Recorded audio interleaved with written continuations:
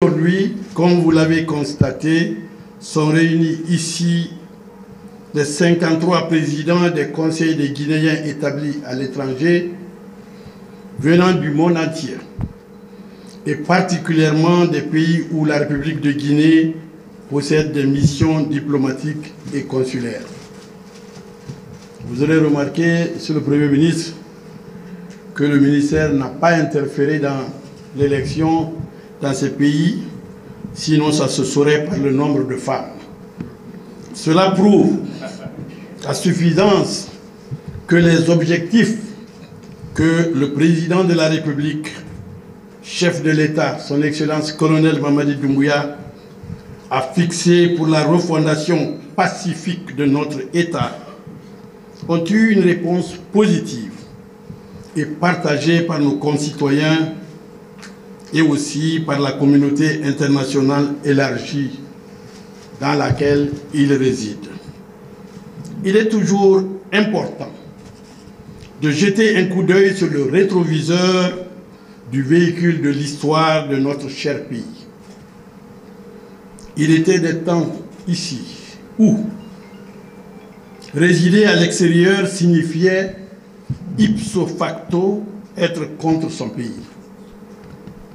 Ce phénomène était aussi aggravé par le fait que des activités subversives étaient préparées et exécutées à partir de l'extérieur par certains qui ne partageaient pas le choix politique de la Guinée et ne trouvaient pour solution que la violence. Le fossé ainsi créé entre les Guinéens établis à l'extérieur et leur patrie a eu du mal à se refermer. C'est sur les vestiges tenaces de cette réalité sociopolitique que le 5 septembre 2021, son Excellence colonel Mamadi Doumbouya a pris ses responsabilités avec le CNRD pour, entre autres, réconcilier les Guinéens où qu'ils se trouvent avec leur pays. C'est en se fondant sur notre passé, dont je viens de rappeler un pan, qu'il a clairement défini la ligne à savoir, quel que soit leur choix politique, leur religion, leur résidence dans le monde et leur appartenance à autre chose que je ne citerai pas puisqu'elle commence par ETH et je n'aime pas. Tous les Guinéens doivent bénéficier de la même considération et de la protection totale de leur État. Le président de la République a résumé notre mission par ceci. Un Guinéen à l'extérieur égale à tout le peuple de Guinée. Le gouvernement au service des Guinéens, où qu'il se trouve. Voilà le credo du chef de l'État. C'est après avoir eu la preuve de ce choix par des actes concrets du chef de l'État et du chef du gouvernement que nos sœurs et frères établis à l'étranger ont renoué sans réserve le fil avec la mère patrie à travers des actions fortes, notamment leur participation effective aux assises nationales et au dialogue inclusif interguinéen. Monsieur le Premier ministre, je voudrais profiter de l'occasion et vous demander la permission que je les félicite. Ils ont travaillé en participant aux assises nationales, en participant au dialogue interguinéen inclusif. Et certains ont payé de leur propre poche des frais de leur déplacement pour arriver à cet objectif. Je voudrais les féliciter pour leur amour, pour leur pays, pour leur patrie. Il faut aussi souligner la part contributive de nos sœurs et de nos frères établis à l'étranger dans la culture, l'économie, bref, le développement harmonieux de notre pays. Je voudrais les féliciter et les encourager à poursuivre leur précieuse contribution à l'édification d'une nation juste, prospère, solidaire et protectrice de ses concitoyens sous le leadership du président colonel Mamadi Doumbouya. Monsieur le Premier ministre, chef du gouvernement,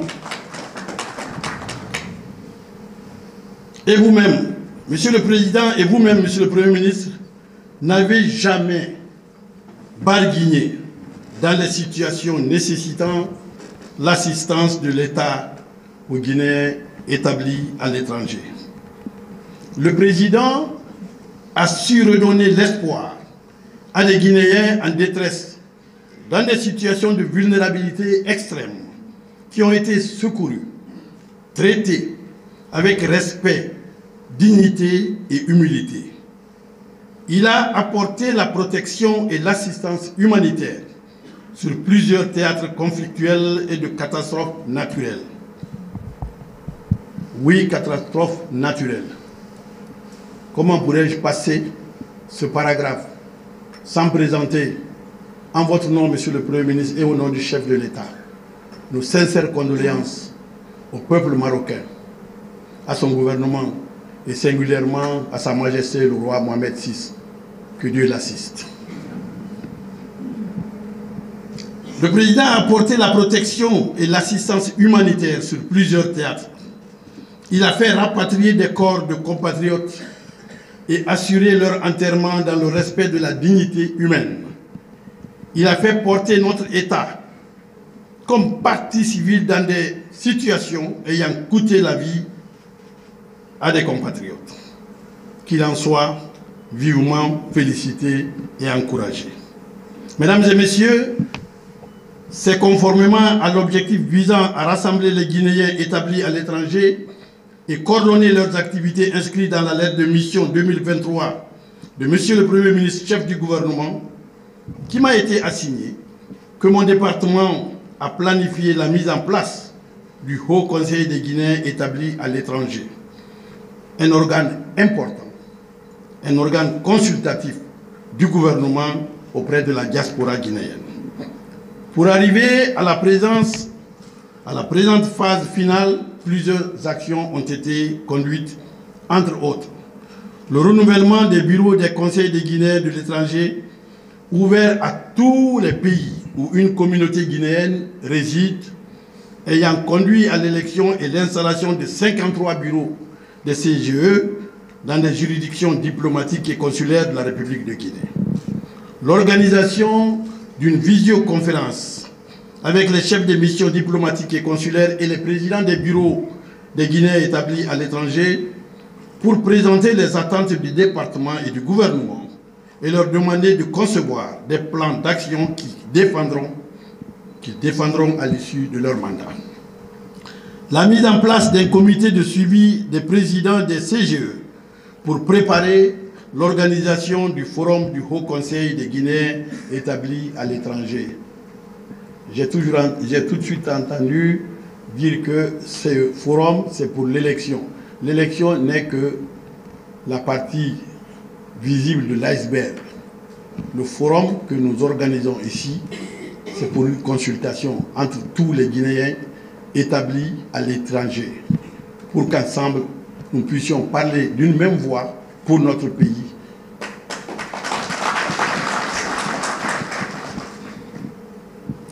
Force est de reconnaître qu'à tout instant, les présidents des CGE ont démontré leur disponibilité et leur conviction à donner le meilleur d'eux-mêmes pour la réussite de ce projet prioritaire commun.